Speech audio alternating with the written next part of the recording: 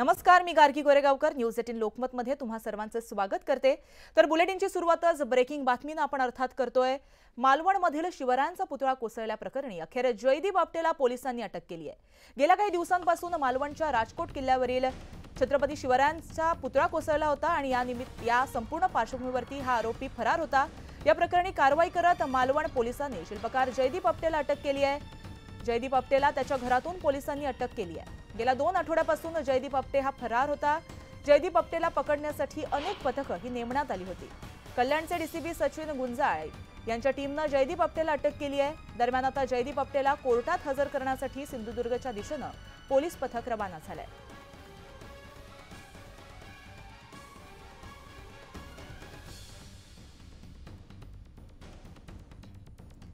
थेट मालवणहून आपल्यासोबत आहेत ज्ञानेश्वर साळोखे। ज्ञानेश्वर, अखेर जयदीप आपटेला अटक करण्यात आली आहे। तो गेले 2 आठवडे फरार होता, काय अपडेट? गार्गी, राजकोट पुतळा दुर्घटनेनंतर आहे ते संतापाची लाट महाराष्ट्रामध्ये पसरली होती आणि या प्रकरणी 2 जणांच्यावरती गुन्हे दाखल झाले होते। त्यापैकी एक जयदीप आपटे हा शिल्पकार होता, तर चेतन पाटील हा सल्लागार होता। चेतन पाटीलला यापूर्वीच आहे ते मालवण पोलिसांनी ताब्यात घेतलेलं आहे। मात्र जयदीप आपटे हा फरार होता, त्याच्यावरती लुकआउटची नोटीस आहे ती जारी करण्यात आली होती आणि तब्बल 10 दिवसांनंतर तो काल पोलिसांच्या हाती लागला आणि त्यानंतर सिंधुदुर्गचे पोलीस आहेत ते त्यांना घेऊन आता मालवणच्या दिशेने रवाना झाल्याचं पाहायला मिळते। याच कोर्टामध्ये मालवण काही वेळातच आहे ते जयदीप आपटेला हजर करण्यात येणार आहे आणि या ठिकाणी पाहायला गेलं तर कडक अशी सुरक्षा व्यवस्था तैनात करण्यात आलेली आहे। समोरच आहे ते मालवण पोलीस स्टेशन आहे आणि या ठिकाणी सध्या पोलिसांचा फोर्स वाढताना आपल्याला दिसून येते। जयदीप आपटे ज्या पद्धतीने त्यानं हा पुतळा उभा केला होता त्याच्यावरती आरोप होतोय की ते निकृष्ट दर्जाचा उभा केला होता आणि त्याचमुळे हा पुतळा कोसळला गेला आणि त्या प्रकरणी संतापाची लाट आहे ती संपूर्ण महाराष्ट्रामध्ये आपल्याला पाहायला मिळाली।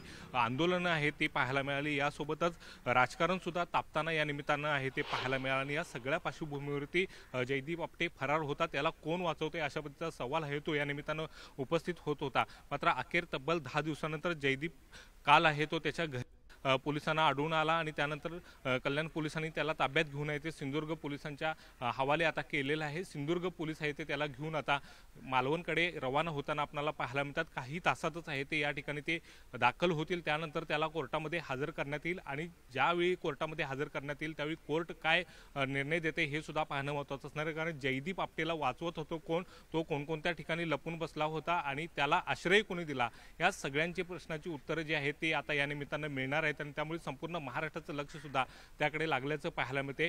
जयदीप आपटे आता तब्बल 10 दिवसांनंतर पोलिसांना सापडलेले आहे। दोन्ही जे आरोपी आहेत या गुन्ह्यातले ते आता पोलिसांच्या हाती लागलेले आहेत। त्यामुळे या प्रकरणात नेमका आता पोलिसांना उकल कशा पद्धतीने होतोय, जयदीप आपटेला नेमका पुतळा हा कोणी करायला लावला होता, काय त्या पाठीमागची गणितं होते आणि यामध्ये भ्रष्टाचार झालाय का आणि पुतळा कोसळण्या पाठीमागची नेमकी कारणं काय, याचा तपासामध्ये आता उलगडा होणार का हेच आता पाहणं महत्त्वाचं असणार आहे।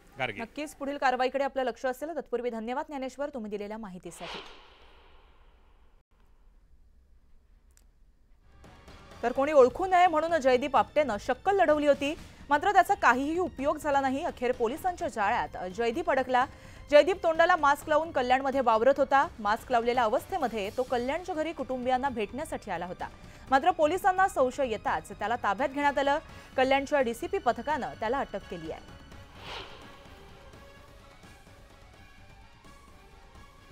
तर कल्याणच्या जयदीप आपटेच्या घराबाहेरून आपले प्रतिनिधी अजित मांढरे आपल्याबरोबर आहेत, तिथे त्यांच्याशी आपण बातचीत करतोय। अजित, कल्याणमध्ये सध्या काय वातावरण आहे? जयदीपला अखेर अटक करण्यात आली आहे। नक्कीच मी कल्याणच्या दूध नाका या परिसरामध्ये आहे। माझ्या मागे इथं आपण हा चौक पाहिला तर हा कल्याणचा दूध नाका परिसर आहे। अत्यंत प्रसिद्ध असा हा परिसर आहे आणि याच भागामध्ये स्वामीनारायण नगर नावाची ही जी इमारत आहे त्या इमारतीमध्ये जयदीप आपटे हा त्याच्या आई वडिलांसह त्याचे अनेक नातेवाईक त्या इमारतीमध्ये राहतात, तिथं तो राहत होता।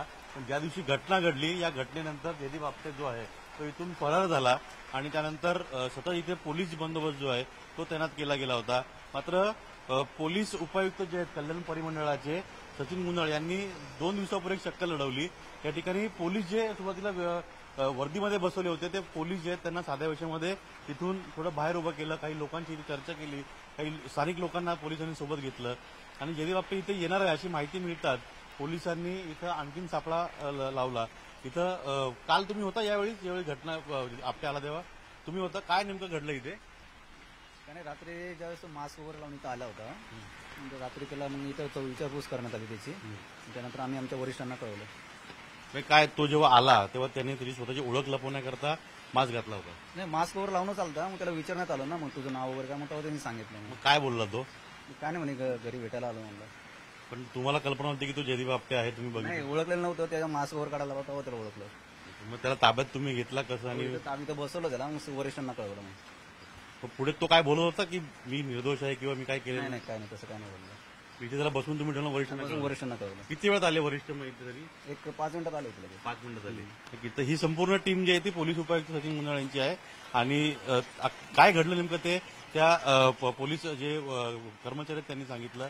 इथून तो मास्क लपून आला होता, पण पोलीस आहेत हे त्याला लक्षात आलं नाही आणि साध्या विषय ते पोलीस होते आणि त्यामुळे तो सरळ निघून आला. आणि त्याने तात्काळ या पोलिसांनी त्यांना अटकलं जयदीप आपटेला. आणि तू मास्कधारी कोण आहे हे विचारलं होतं. तेव्हा मास्क जेव्हा काढला तर जयदीप आपटे व्यक्तीसमोर निघाला आणि त्याला इथेच त्यांनी बसून ठेवला. तर नेमकं काय रात्री घडलं आणि कशा रीतीनं पोलिसांनी ताब्यात घेतलेलं आहे त्याला हे आता पूर्णपणे स्पष्ट झालेलं आहे. तो आता सिंधुदुर्ग पोलिसांच्या ताब्यात आहे. त्याला मालवण कोर्टामध्ये हजर करतील. तिथे युक्तिवाद होईल. कोर्ट त्याला पोलीस कोठडी देईल. पुढे तपास होईल. पण जयदीप आपटे इतके दिवस जवळपास 15 दिवस फरार होता. तो कुठे होता, कोणाकडे गेला होता, त्याची पत्नी जी आहे किंवा त्याचं सासर जे आहे ते शहापूरला ते जवळ आहे त्या ठिकाणी देखील पोलिसांनी टीम पाठवल्या होत्या. जवळपास 20 ते 22 टीम संपूर्ण राज्यभर जे आहे या प्रकरणाचा तपास करत होते. मग असं असताना जयदीप आपटे याला नेमका आश्रय कोणी दिला होता हा देखील एक मोठा प्रश्न आहे. जयदीप आपटे याला अटक केलेली आहे आणि आता त्याला थोड्या वेळात कोर्टात हजर करतील. जी अजित, धन्यवाद तुम्ही दिलेल्या माहितीसाठी. तर जयदीप आपटेंना अटकपूर्व जामिनासाठी न जाता सरेंडर करण्याचं ठरवलं होतं असं जयदीपच्या वकिलांनी सांगितलंय. पाहुयात.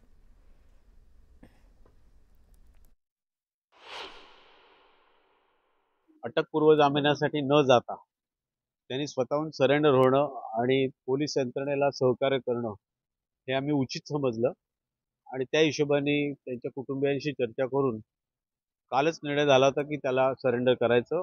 आज तो आला रे आला की बाजारपेठ पोलीस स्टेशनला येईल, स्वतःला सरेंडर करायचं इच्छा दर्शवेल तो आणि पुढची सगळी न्यायिक प्रक्रिया जी आहे ती होईल असं आजच आमचं दुपारी ठरलं होतं आणि त्यानुसार सगळं घडलेलं आहे.